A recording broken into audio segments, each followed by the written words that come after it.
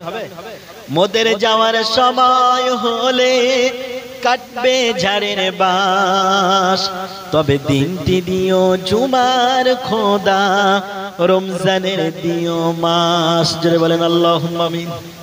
কাফনের কাপড় কাটবে যখন করবে গরম পানি,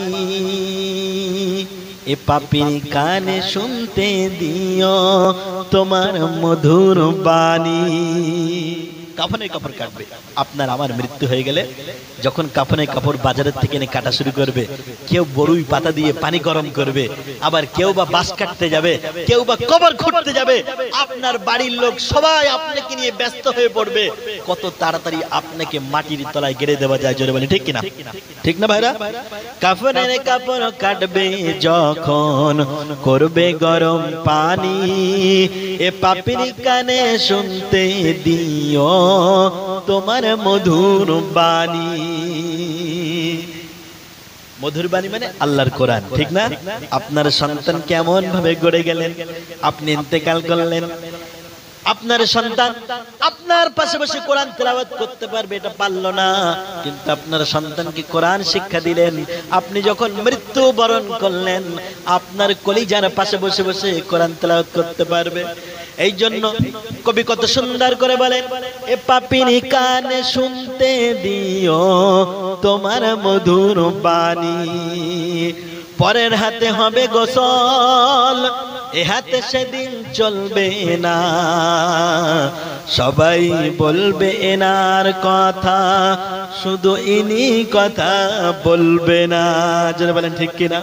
সেদিন পরের হাতে গোসল হবে, সবাই বলবে, সেদিন নিজের হাত চলবে না, সবাই বলবে সভাপতি সাহেব এমন ছিল, সবাই বলবে মাওলানা সাহেব এমন ছিল, কিন্তু মাওলানা সাহেব কথা বলতে পারবে না। পরের হাতে হবে গোসল, এ হাতে সেদিন চলবে না, সবাই বলবে আমার কথা, শুধু আমি কথা বলবো না। যেতে হবে, বয়স অনেক হয়েছে। কিছু যুবক ছেলে বলে যে আমার তো বয়স এখন অল্প, আমার বয়স তো এখন অল্প, আমি তো আরো সময় পাবো, আমি তো আরো সময় পাবো, আমি তো আরো সময় পাবো। আজকেই যখন কোরআনের কথা বলবো, কোরআন শিক্ষার গুরুত্ব নিয়ে যখন কথা বলবো, শয়তান আপনাকে মনে মনে এমন পাম করবে, দেখো হুজুর যা বলেছে শহীদুল ইসলাম হুজুর সব সত্য বলেছে, কিন্তু তোর এখন বয়স হয়েছে, তুই কোরআন শিখতে পারবি? বলবে কি বলবে না? বলবে তোর এখন বয়স হয়েছে, তোর দ্বারা কোরআন শিক্ষা সম্ভব না, তুই শিখিস না। যারা ইয়ং ছেলে, যারা যুবক ছেলে, তাদের মাথায় শয়তান পুশ করে বলবে, দেখ তোর তো এখন বয়স অল্প, তুই এখন কোরআন শিখবি কেন? তোর আর একটু বয়স হোক, তারপরে মসজিদের কোনায় গিয়ে শিখবি। আমার ভাইয়েরা বলেন তো দেখি, আমাদের যে বয়স, এই বয়সে এখন অনেক মানুষ এমন ছিল, তারা এখন দুনিয়ার বুকে বেঁচে নাই, কবরস্থানে। যারা বলেন ঠিক কিনা? কিন্তু আমরা এখনো বেঁচে আছি। আমাদের মৃত্যু যখন তখন হতে পারে, হঠাৎ করে মৃত্যু আমাদের এই জীবনে চলে আসতে পারে। বিশ্ব নবী বলেন, ইবআসু কুল্লু আবদিন আলা মা মাতা আলাই, প্রত্যেক ব্যক্তিকে কাল কিয়ামতের ময়দানে ওই অবস্থায় উঠানো হবে যে অবস্থায় সে মৃত্যুবরণ করবে। আপনি কোরআন শিখলেন না, ওই অবস্থায় মৃত্যুবরণ করলেন, আপনাকে ওই অবস্থায় তোলা হবে। যুবক ভাইরা, নামাজ নাই, রোজা নাই, কিচ্ছু নাই, অশ্লীল ভিডিও দেখতে দেখতে, গান সিনেমা দেখতে দেখতে জীবনটা অতিবাহিত করলে, আজকে এই অশ্লীল একটুখানি কল্পনা করুন। যুবক ভাই আমার, শীতের সময় ঘরে দরজা বন্ধ করে দিল, আর মনে মনে ভাবলো মোবাইলে ইন্টারনেট চালু আছে, ঘরে দরজা বন্ধ, কেউ ঢুকতে পারবে না, কেউ দেখতে পারবে না। কম্বল মুড়ি দিল, কম্বল মুড়ি দেওয়ার পরে দেখা গেল অশ্লীল ভিডিও ছেড়ে দিল। অশ্লীল ভিডিও যখন ছেড়ে দিল, তার দেহটা উত্তেজনায় পরিপূর্ণ হয়ে গেল। অশ্লীল ভিডিও দেখতেছে, মনে করতে কেউ দেখে না। এখন বলেন তো দেখেন কে? কথা বলেন, দেখেন কে? পৃথিবীর কেউ দেখে না। পৃথিবীর যেটা কেউ দেখে না সেটা দেখেন কে? পৃথিবীর যেটা কেউ জানে না সেটা জানেন কে? আমার ভাইরা, ওই যুবক ভাই তখন অশ্লীল নেকেড ভিডিও চালিয়ে দিল, দেখে আর মজা নাই। হঠাৎ করে দেখতে পেল, আরে কে যেন ঘরের ভিতরে ঢুকেছে, কিন্তু দরজা তো আমি দিয়েই দিয়েছিলাম, তারপরেও ঘরের ভিতরে ঢুকলো কি করে? তারপরে দেখি বিশাল আকারে কে যেন সামনে দাঁড়িয়ে আছে। আসলে সামনে যে দাঁড়িয়ে আছে উনি হলেন মালাকাল মউত। হতে পারে কি পারে না? মালাকাল মউত দাঁড়িয়ে আছে। ওই যুবক ছেলে তখন হাতে অশ্লীল ভিডিও চলছিল, মালাকাল মউতকে দেখার পরে ভয়ে কাঁপতে কাঁপতে দেখা গেল মোবাইলটা হাত থেকে পড়ে গেল, তারপরেও অশ্লীল ভিডিও চলছিল। হঠাৎ করে মালাকুল মউত তার বুকের উপর হাতটা দিয়ে দিল, তার রূহটা একবার এদিকে দৌড়ায় একবার ওদিকে দৌড়ায়। দেখা গেল ওই অশ্লীল ভিডিও চলতে চলতে তার জানটা কবজ করে নিল। সকালবেলা যখন দরজা খুললো, দরজা খোলার পরে দেখে ওই অশ্লীল ভিডিও পেলে অবস্থায় তার সন্তান পৃথিবীর বুক থেকে বিদায় হয়েছে। আমার ভাইরা, সন্তান কাঁদলো, পিতামাতা কাঁদলো, প্রতিবেশী সবাই কাঁদলো। আপনাকে ওই অবস্থায় চকলেটের মতো মুড়িয়ে কাফনের কাপড়ে আপনাকে কবরের ভিতরে রেখে আসা হলো। আল্লাহর নবী বলেন, ইবাসু কুল্লু আবদিন আলা মা মাতা আলাই। ওই অবস্থায় আপনাকে আবার কবরের ভিতর থেকে উঠানো হবে। কিয়ামতের ময়দানে যখন আপনাকে তুলবে, হয়তো আপনার সামনে ওই অশ্লীল ভিডিওটা ওইভাবে চলবে কি চলবে না? অশ্লীল ভিডিওটা চলবে। আমার ভাইরা, এভাবে করে মৃত্যু যখন তখন হতে পারে। আপনি এখানে বক্তব্য শুনছেন, এখান থেকে বাড়ি যেতে পারবেন এর কোনো গ্যারান্টি আছে? কোনো গ্যারান্টি নেই। মৃত্যু হতে পারে, কিন্তু মৃত্যুর জন্য প্রস্তুতি হতে হবে কি হবে না? আমার ভাইয়েরা, এই জন্য সর্বসময় মৃত্যুর জন্য প্রস্তুতি হতে হবে, আল্লাহর কাছে দোয়া চাইতে হবে। কবি কত সুন্দর করে বলেন, মোদের যাওয়ার সময় হলে কাটবে ঝাড়ে বাস, তবে দিনটি দিও জুমার খোদা, রমজানের দিও মাস। জোরে বলেন আল্লাহুম্মা আমিন। আমাদের যখন যাওয়ার সময় হবে তখন দিনটি রমজান মাস হোক, জুমার দিন হোক, মাসটা রমজান মাস, এটা আমরা চাই কি চাই না? তাহলে মন থেকে একটু আমিন হবে। মোদের যাওয়ার সময় হলে কাটবে ঝাড়ের বাস, তবে দিনটি দিও জুমার খোদা, রমজানের দিও মাস। জোরে বলেন আল্লাহুম্মা আমিন। কাফনের কাপড় কাটবে যখন করবে গরম পানি, এ পাপির কানে শুনতে দিও তোমার মধুর বাণী। কাফনের কাপড় কাটবে। আপনার আমার মৃত্যু হয়ে গেলে যখন কাফনের কাপড় বাজারের থেকে এনে কাটা শুরু করবে, কেউ বড়ুই পাতা দিয়ে পানি গরম করবে, আবার কেউ বা বাঁশ কাটতে যাবে, কেউ বা কবর খুঁড়তে যাবে, আপনার বাড়ির লোক সবাই আপনাকে নিয়ে ব্যস্ত হয়ে পড়বে। কত তাড়াতাড়ি আপনাকে মাটির তলায় গেড়ে দেওয়া যায়। জোরে বলি ঠিক কিনা? ঠিক না ভাইরা? কাফনের কাপড় কাটবে যখন করবে গরম পানি, এ পাপির কানে শুনতে দিও তোমার মধুর বাণী। মধুর বাণী মানে আল্লাহর কোরআন, ঠিক না? আপনার সন্তান কেমন ভাবে গড়ে গেলেন, আপনি ইন্তেকাল করলেন, আপনার সন্তান আপনার পাশে বসে কোরআন তেলাওয়াত করতে পারবে, এটা পারল না, কিন্তু আপনার সন্তানকে কোরআন শিক্ষা দিলেন। আপনি যখন মৃত্যু বরণ করলেন, আপনার কলিজার পাশে বসে বসে কোরআন তেলাওয়াত করতে পারবে। এই জন্য কবি কত সুন্দর করে বলেন, এ পাপির কানে শুনতে দিও তোমার মধুর বাণী, পরের হাতে হবে গোসল, এ হাতে সেদিন চলবে না, সবাই বলবে এনার কথা, শুধু ইনি কথা বলবে না। যারা বলেন ঠিক কিনা? সেদিন পরের হাতে গোসল হবে, সবাই বলবে, সেদিন নিজের হাত চলবে না। সবাই বলবে সভাপতি সাহেব এমন ছিল, সবাই বলবে মাওলানা সাহেব এমন ছিল, কিন্তু মাওলানা সাহেব কথা বলতে পারবে না। পরের হাতে হবে গোসল, এ হাতে সেদিন চলবে না, সবাই বলবে আমার কথা, শুধু আমি কথা বলবো না। যেতে হবে ফিরে খোদা, শুনেছি বারে বার, ফিরে যেন আসতে পারি হয়ে রোজাদার। আল্লাহুম্মা আমিন। আল্লাহর কাছে যদি কোনো বান্দা রোজাদার হয়ে উঠতে পারে, তার জন্য আল্লাহর পুরস্কার থাকবে কি থাকবে না? সেহরি করাইয়ে দিও খোদা এই শখের দুনিয়ায়, আর ইফতারি করাইও তুমি আরশের তলায়। জোরে বলেন আল্লাহুম্মা আমিন। প্রিয় ভাইরা আমার, মৃত্যু যখন তখন হতে পারে। ওই মৃত্যুর পূর্বে কোরআন শিক্ষা করার দরকার আছে না নাই? কোরআন যদি আপনি না শেখেন, আপনাকে যদি ওই অবস্থায় মৃত্যু হয়ে যায়, ক্ষতিটা কি হবে শুনুন। দেখতে দেখতে সময় হয়ে গেল। আমি কোরআনুল কারীম থেকে একটা আয়াত পড়েছিলাম, সূরা তাহার 142 নম্বর আয়াত। আল্লাহ তাআলা রব্বুল আলামিন বলেন, যারা কোরআন শিক্ষা করে না, কোরআন শিখলো না, 60 বছর জীবন পেল, 70 বছরের জীবন পেল, দুনিয়ার সব শিক্ষা অর্জন করলো, কিন্তু কোরআন শিখলো না, কোরআন থেকে মুখ ফিরিয়ে নিল। তাদের জন্য কত ভয়াবহতম আয়াতের কথা আল্লাহ ঘোষণা দিয়েছেন, আল্লাহ অর্ডার দিয়েছেন, আল্লাহ ফতোয়া দিয়েছেন। আল্লাহ তাআলা রব্বুল আলামিন সূরা তাহার ভিতরে বলেন, ওয়ামান আ'রাদা আন যিকরি ফাইন্না লাহু মাঈশাতান যানকা। আল্লাহ তাআলা রব্বুল আলামিন বলেন, যে ব্যক্তি কোরআনুল কারীম থেকে মুখ ফিরিয়ে নেবে, কোরআন থেকে নিজেকে গুটিয়ে নেবে, কোরআন থেকে মুখ ফিরিয়ে নেবে, আল্লাহ বলেন ফাইন্না লাহু মাঈশাতান যানকা, আমি আল্লাহ তার জীবনকে সংকীর্ণ করে দেব। আল্লাহ তার জীবনকে কি করে দেবে? সংকীর্ণ করে দেবে। তাফসীর ইবনে কাসিরের ভিতরে ইবনে কাসির রাহমাতুল্লাহ এই কথাটা দুইটি ব্যাখ্যা করেছেন, যে একজন ব্যক্তি যখন কোরআন না শিখে বিদায় হবে, তার জীবনে দুইটি সংকীর্ণ করে দেবে। তার জীবন সংকীর্ণ দুই জায়গায় হবে, একটা হলো দুনিয়াতে, আরেকটা হলো কবরে। দুনিয়াতে কেমন ভাবে হবে একটুখানি শুনুন। তার লক্ষ কোটি টাকা থাকবে, লাখ লাখ টাকা থাকবে, কিন্তু তার জীবনে এমন সংকীর্ণতা আসবে, সে জীবনে টাকা থাকবে বটে, কিন্তু জীবনে শান্তি পাবে না, জীবনে শান্তি পাবে না, কারণ সে কোরআন শিখেনি।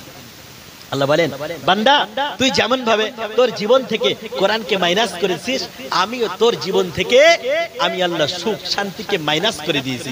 যারা বলেন নাউজুবিল্লাহ। কেমন ভাবে? টাকা থাকবে, পয়সা থাকবে, ডাক্তারের কাছে যাবে, ডাক্তার বলবে ডায়াবেটিস বেড়েছে, কিচ্ছু খেতে পারবে না। পাশে সুন্দর স্ত্রী থাকবে, কিন্তু স্ত্রীর সাথে সুসম্পর্ক থাকবে না। সন্তান থাকবে, মেয়ে থাকবে, কন্যা থাকবে, পুত্র থাকবে, অসুস্থ হবে, কেউ দেখতে যাবে না। কারণ হলো আল্লাহ বলেন ফাইন্না লাহু মাঈশাতান যানকা, আমি আল্লাহ তার পার্থিব জীবনে সংকীর্ণ বাড়িয়ে দেব, তার জীবনটা এমন সংকট করে দেব, দুনিয়ায় শুধু টেনশন টেনশন টেনশনের ভিতরে থাকবে, দুনিয়ায় কোনোদিন সে কোনোদিন শান্তি পাবে না। কার কথা? আল্লাহর কথা। এখন আল্লাহ যদি বলেন শান্তি সে পাবে না, কারণ সে কোরআন থেকে মুখ ফিরিয়ে নিয়েছে। এখন বলেন ভাই আমরা পাবো শান্তি? কি পাবো? পাবো না। আমার প্রিয় ভাইরা, তাফসীর ইবনে কাসির রাহমাতুল্লাহ এই ব্যাখ্যা করতে গিয়ে বলেন, আর একটা জীবনে ওই মানুষকে যখন কবরে রাখা হবে, তখন ওই বান্দাকে যখন কবরে রাখা হবে, ওই বান্দা তখন ফাইন্না লাহু মাঈশাতান যানকা, তার যখন কবরে রাখা হবে, তার কবরের জীবনটা সংকীর্ণ হয়ে যাবে। কবরের জীবন সংকীর্ণ কেমন? তার কবরে রাখার সাথে সাথে কবরের দুই সাইডের মাটি এমন সংকীর্ণ হয়ে যাবে, দুই সাইডের মাটি তাকে এমন চাপ দিতে থাকবে। বিশ্বনবী এইভাবে দেখিয়েছেন যে তার দুই পাজরের হাড় একটা আর একটার মধ্যে ঢুকে যাবে। কবর হলো তো ছোট্ট জায়গা, সামান্য ছোট্ট জায়গা, 3.5 হাত কবর, ওই 3.5 হাত কবরটা তার জন্য আরো সংকীর্ণ করে দেওয়া হবে। কারণ সেই ব্যক্তি দুনিয়ার সব শিক্ষা অর্জন করেছিল, আল্লাহর কোরআন শিক্ষা করে না। তার দুনিয়ার জীবনও সংকীর্ণ, কবরের জীবনটাও হবে সংকীর্ণ। আমার প্রিয় ভাইরা, 3 নম্বর শাস্তি কি হবে একটুখানি শুনুন। 3 নম্বর শাস্তি বলতে কি আল্লাহর কোরআন বলেন, ওই ব্যক্তিকে যখন ওয়ানাহশুরুহু ইয়াউমাল কিয়ামাতি আ'মা, ওই ব্যক্তিকে ওয়ানাহশুরুহু তাকে উঠানো হবে হাসরের ময়দানে, ইয়াউমাল কিয়ামাতি কিয়ামতের ময়দানে যখন হাসরের ময়দানে তাকে উঠানো হবে, আল্লাহ তাআলা রব্বুল আলামিন বলেন ওয়ানাহশুরুহু ইয়াউমাল কিয়ামাতি আ'মা, আ'মা মানে হলো অন্ধ। আল্লাহ বলেন ওই ব্যক্তিকে হাসরের ময়দানে যখন তাকে তোলা হবে, অন্ধ অবস্থায় তাকে তোলানো হবে, সে তখন কিচ্ছু দেখতে পাবে না। সূর্য মাথার উপরে চলে আসবে, মানুষ পিপাসায় তৃষ্ণায় ছোটাছুটি করবে।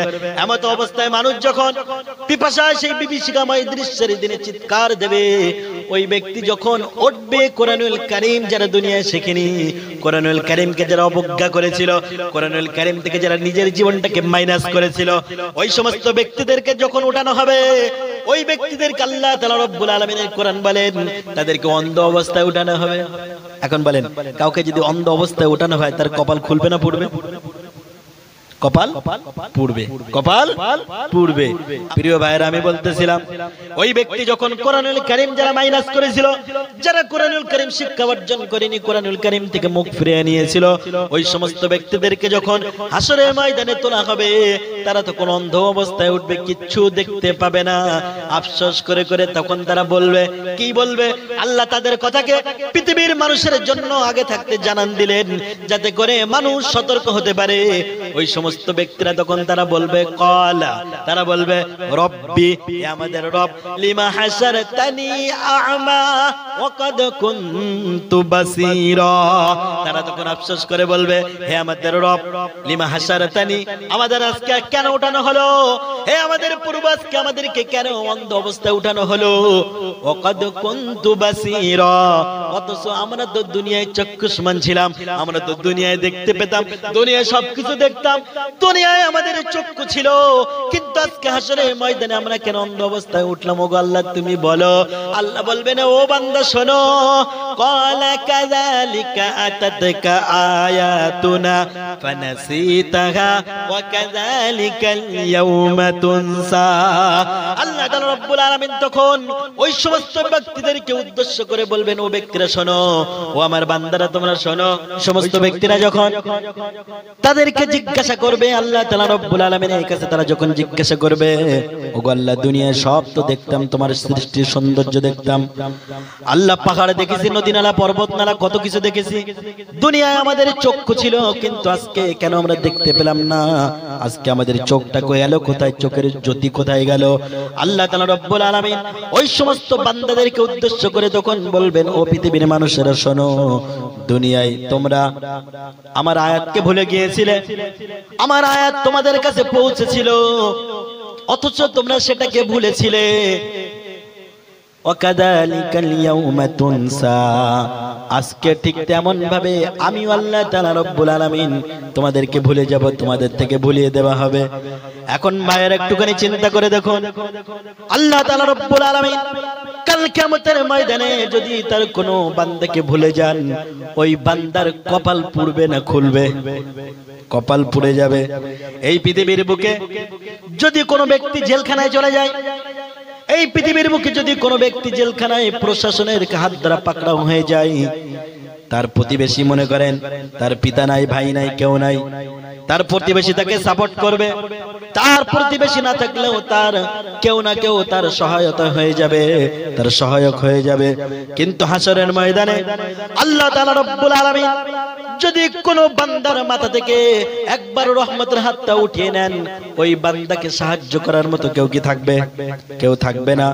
আল্লাহ বলেন, যারা দুনিয়ার বুকে কোরআন শিখলো না, যারা দুনিয়ায় কোরআনকে অবহেলা করলো, যারা দুনিয়ায় কোরআন পেল বটে, কোরআন শিক্ষা করার চেষ্টা করলো না, ওই ব্যক্তিদেরকে অন্ধ করে শুধু তোলা হবে না, বরং আল্লাহ তাআলা রব্বুল আলামিন তাদেরকে সেদিন ভুলে যাবে।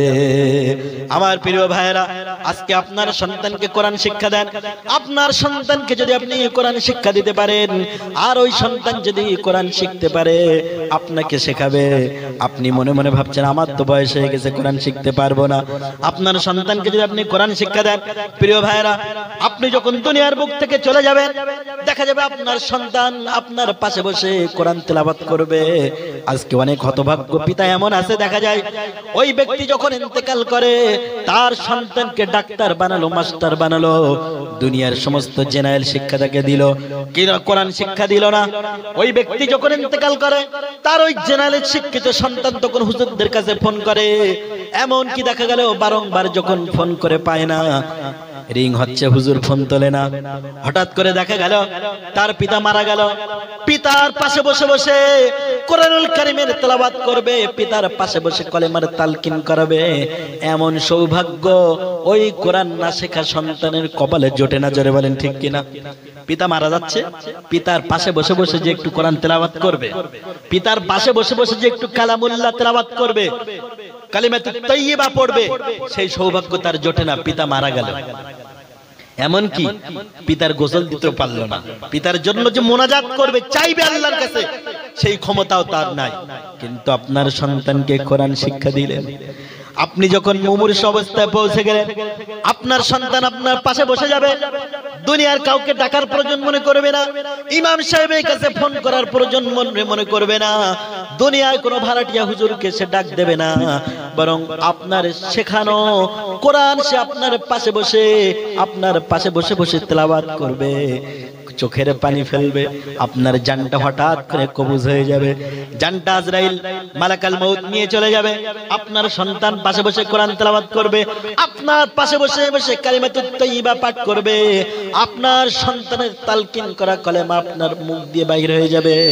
আর বিশ্বনবী বলেন, যে ব্যক্তির অন্তিম বাক্য কলেমা হয়ে যাবে, আমি নবী ঘোষণা দিলাম সেই ব্যক্তি জান্নাতি। জোরে বলেন সুবহানাল্লাহ।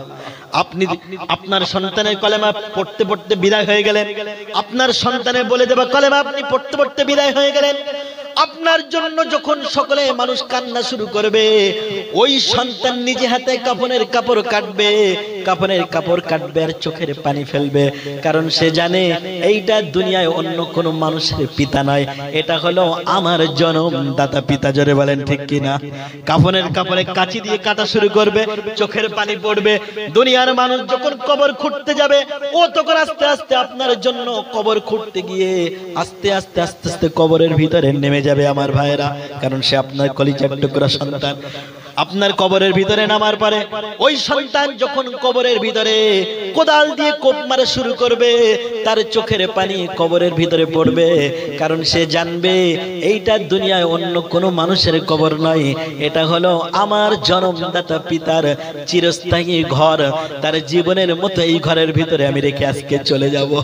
ওই সন্তান তখন কবর খুঁড়তে খুঁড়তে যতবার মাটিতে কোপ মারবে, ততবার তার ফিলিংস অনুভূতি হবে যে আমি মাটিতে কোপ মারি না, বরং যেন আমি আমার বুকের উপরে কোপটা মারি, ততবার তার চোখ দিয়ে পানি পড়বে। ওই সন্তানের চোখের পানির দিকে তাকায়া আপনার জীবনের সমস্ত গুনাহ মাফ করে দেবার ক্ষমতা রাখেন কে? জোরে বলেন তো দেখি, কে রাখেন? আল্লাহ।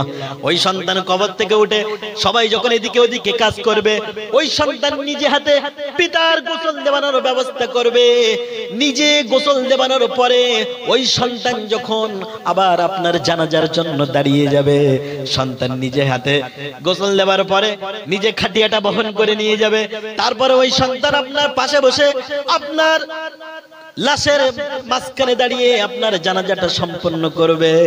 দুনিয়ার মানুষদেরকে ডেকে ডেকে বলবে, আমার পিতা তোমাদের কাছে যদি কোনো ভুল করে মাফ করে দেবে, আর যদি তোমাদের কাছে অর্থনৈতিকভাবে কোনো ঋণ করে যায়, আমার কাছে বলবে, আমি তোমাদেরকে দিয়ে দেব। আপনার সন্তান জানাজা পড়াবে, চোখের পানি ফেলবে, জানাজার ভিতরে সে জানবে এটা দুনিয়ার কোনো মানুষের লাশ নয়, এটা আমার পিতার লাশ। আপনার ভাইরা, আমার কলিজার ভাইরা, আপনার সন্তান যখন আপনাকে কবরস্থ করবে, সন্তান নিজে নেমে যাবে, আর যে কবরের ভিতরে দেখবেন পিতার কবরে সন্তান যখন নেমে যায়, তখন ওই কবর থেকে সন্তানের একটু উঠতে দেরি হয় কি হয় না? কারণ জানে এটা দুনিয়ার কোনো মানুষের কবরের লাশ নয়, এটা হলো আমার জন্মদাতা পিতার কবর। সন্তান উঠতে দেরি করবে, সবাই যখন চলে যাবে তার মন চাইবে না এখান থেকে উঠে চলে যাই, কারণ সে জানবে আমার পিতাকে জন্মের মতো আমি এই মাটির ভিতরে গহীন কবরে নীরব নগরে রেখে যাচ্ছি। সন্তান ওখানে উঠে কবর থেকে উঠে দোয়া করবে, রব্বির হামহুমা কামা রব্বায়ানি সগীরা, হে আমার রব, আমার পিতামাতা আমাকে যেমন ভাবে শিশুকালে লালন করেছিল, আমাকে যেমন ভাবে লালন পালন করেছিল, আজকে আল্লাহ তুমি তোমার রহমতের কোলে আমার পিতা মাতাকে রহমতের লালন পালন করো। জোরে বলে সুবহানাল্লাহ। সন্তান যখন এমন ভাবে দোয়া করবে, আল্লাহর নবী বলেন, সন্তান যখন পিতামাতার জন্য দোয়া চাই, ওই দোয়ার মাঝখানে আমার আল্লাহর কোনো পর্দা থাকে না, ওটা ডাইরেক্ট কবুল হয়ে যায়। জোরে বলেন সুবহানাল্লাহ। সন্তান দোয়া চাইবে, কোন ভাড়াটিয়া হুজুর নয়। আজকে আপনার সন্তানকে আপনি কোরআন শিক্ষা দেবেন না, একটা ভাড়াটিয়া হুজুর নিয়ে যাবেন, সত্য কথা একটা বলে দিয়ে যায়, হুজুরির পকেটে যেমন টাকা সেই রাম দোয়া, ঠিক না? হুজুরির পকেটে আপনি যেমন টাকা দেবেন ঠিক তেমন দোয়া। টাকা একটু বেশি দেবেন, হুজুর কাঁদবে বেশি, একদম সত্য কথা যেটা কেউ বলে না। টাকা একটু কম দেবেন, দেখবেন হুজুরের চোখে পানি নেই। আমার ভাইয়েরা, ভাড়াটিয়া হুজুর দিয়ে দোয়া করলে কবুল হতেও পারে নাও হতে পারে। কবুল হবে না আমি তো এটা বলবো না, বললে তো আমার বিরুদ্ধে কথা হবে।